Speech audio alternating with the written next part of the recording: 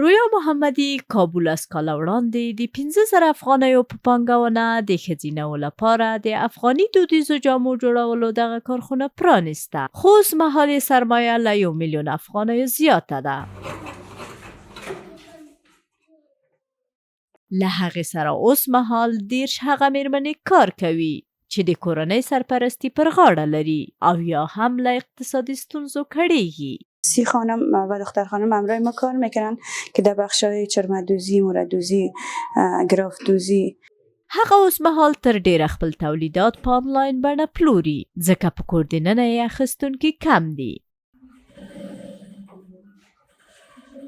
نوموړي د دې لپاره چې خپل کاروبار جاري وساتي او هم نور میرمنې وروزي د خیاطۍ په برخه کې یو جلا ټولګی هم جوړ کړی دی او لسګونه میرمنو ته یې د کار او مهارت د زده کړې زمینه برابره کړې. بود بازار مشخص است که یک جای مشخص هیچ نیست برای فروشات و بعد از مواد خامی که در بازار است قیمت استاندارد هیچ نداره، یا هر دکان به نظر خود قیمت میمانه سرش، یعنی تو نیست که قیمت ها کلش مشخص باشه.